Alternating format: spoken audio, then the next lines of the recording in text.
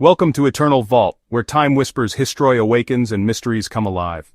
What if the plastic waste that pollutes our oceans, litters our streets, and chokes our landfills could be transformed into life-saving medicine? Imagine a world where that same plastic bottle you toss into the recycling bin is reborn, not as a toy or another container, but as a paracetamol pill to relieve someone's pain.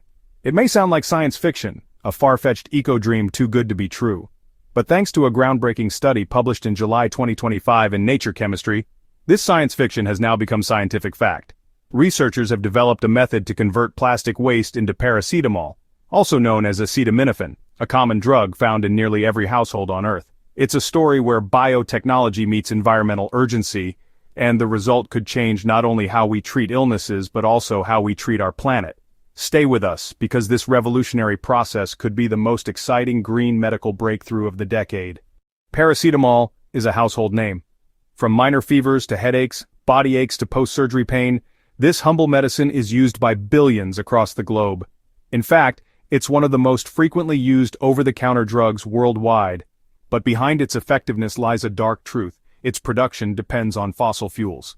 The base materials used to synthesize paracetamol come from petroleum-derived chemicals, extracted and processed through carbon-intensive methods. This means that every pill we swallow leaves behind a small, invisible carbon footprint. It's a cost most people are unaware of, tucked beneath the convenience and necessity of modern medicine. Enter the team from the University of Edinburgh, led by chemical biotechnologist Stephen Wallace. With a keen eye for both biochemical innovation and environmental responsibility, Wallace and his group turned their attention to plastic waste, specifically polyethylene terephthalate, or PET. This plastic is everywhere: soft drink bottles, food wrappers, packaging materials. It is durable, convenient, and sadly, one of the most persistent pollutants in the world. What if this global nuisance could become a resource? That was the question that sparked the innovation. By addressing two pressing issues, pharmaceutical sustainability and plastic pollution, the team aimed for a solution that could redefine both industries. At the core of this scientific marvel lies an unexpected hero, Escherichia coli, better known as E. coli. Normally associated with food poisoning and contamination, this bacterium also happens to be one of the most powerful tools in biotechnology. It can be reprogrammed like microscopic software to perform complex chemical tasks. The researchers began by breaking down PET plastic using known chemical methods, reducing it to simpler organic compounds, particularly a molecule called terephthalic acid, an essential intermediary in the transformation process. Once the plastic had been deconstructed into its basic building blocks, it was time to put E. coli to work. These bacteria were placed in a carefully controlled environment and fed the terephthalic acid. Inside their microscopic bodies, an astonishing transformation began. The bacteria acted as living reactors, triggering a cascade of chemical reactions previously thought impossible in biological settings. The final product? Paracetamol. This wasn't just an experiment, it was a complete reimagining of how we view both waste and medicine. The implications were massive. A circular production cycle where a discarded plastic bottle could end up in a blister pack on a pharmacy shelf. The transformation of plastic waste into paracetamol hinges on a complex chemical process known as the Lawson rearrangement, a reaction discovered over a century ago and used in various drug synthesis methods. Traditionally, the Lawson rearrangement requires harsh chemical conditions, strong acids, high temperatures, and often toxic catalysts. Such environments are hostile to life, which is why this process was never considered viable inside living organisms. However, the University of Edinburgh team noticed something remarkable. Even without E. coli, the rearrangement occurred, albeit slowly. What was aiding the process in these gentler conditions? The answer came from an unlikely source: phosphate ions, which are abundant in all living cells. These ions were found to catalyze the rearrangement in a way that mimicked traditional chemical processes, but in a much safer and more sustainable environment. This revelation was groundbreaking. It meant that not only could the process happen biologically, but it could also be fine-tuned using enzymes or genetic engineering, something that's far more adaptable and less environmentally harmful than traditional industrial chemistry. This elegant fusion of classical chemistry with modern biotechnology redefined what was possible in the field of green synthesis. It bridged the gap between two scientific worlds that often operate in parallel: organic chemistry and synthetic biology. Suddenly, the door was open to a new class of chemical reactions that could take place within living cells, offering endless potential for green manufacturing. The team didn't stop with just a proof of concept. Once they realized that E. coli could catalyze the necessary reactions, they went a step further and reprogrammed the bacteria's DNA. Using techniques from genetic engineering and synthetic biology, they inserted specific genes into E. coli that allowed it to produce enzymes essential for completing the paracetamol pathway. These enzymes worked in concert one after another to convert the PET breakdown products into fully functional pharmaceutical compounds. The results were astonishing. When fed degraded PET plastic, the genetically engineered E. coli converted a staggering 92% of it into paracetamol.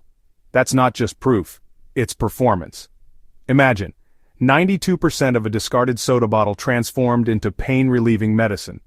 This level of efficiency is almost unheard of in biomanufacturing and marks a monumental leap forward in the field of metabolic engineering. But why stop at paracetamol? This success hinted at broader potential. What if other medicines could be produced the same way? Could insulin, antibiotics, or even chemotherapy drugs one day be synthesized from waste? Could we imagine a future where landfills and recycling plants are integrated into the pharmaceutical supply chain? Wallace and his team believe we can, and their engineered bacteria may be just the beginning. Of course, turning a scientific marvel into an industrial solution comes with its own set of challenges. Lab success doesn't always guarantee large-scale viability. The most pressing hurdle lies in the early stages of the process, specifically breaking down PET plastic into terephthalic acid in an economical and scalable way. Currently, this step still relies on traditional chemical methods that require high energy and produce waste. To tackle this, the team is now experimenting with enzymatic degradation of PT. Enzymes are biological catalysts that work under mild conditions and leave minimal byproducts. If successful, this would allow the entire process, from plastic waste to paracetamol, to be conducted in eco-friendly bioreactors without the need for toxic solvents or harsh temperatures. It would make the vision of a green pharmaceutical pipeline not only feasible, but also affordable and accessible. A major ally in this next phase is the pharmaceutical giant AstraZeneca, which has partnered with Wallace's lab and co-authored the July 2025 study. With both financial and technical support from AstraZeneca, the team is now working to build pilot-scale production units that could demonstrate the viability of plastic-to-medicine transformation on an industrial level. These units could one day be installed in pharmaceutical factories, recycling plants, or even hospitals to locally produce essential drugs from waste. The implications of this discovery extend far beyond the production of paracetamol. What this breakthrough truly represents is a new philosophy, an eco-centric model of pharmaceutical manufacturing. By merging biology with waste management, we're entering an era where sustainability isn't just a buzzword, it's a blueprint. Imagine producing antibiotics from food waste, vaccines from agricultural residues, or hormones from biodegradable packaging. This innovation is a beacon for the next generation of green chemistry.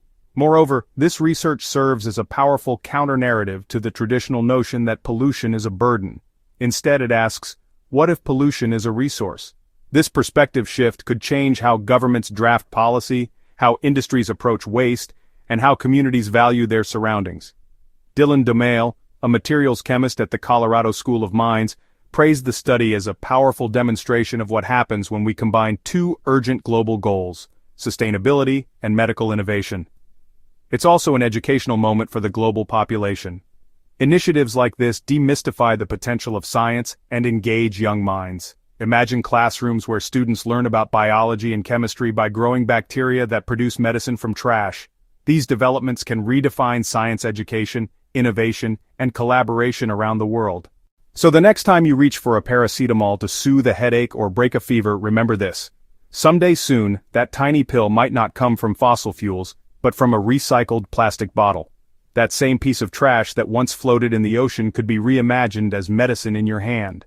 If this discovery fascinated you as much as it inspired us, give this video a thumbs up, hit that subscribe button, and share it with someone who loves science, sustainability, or just a good story. Drop a comment below and tell us, what other products do you think we could make from waste?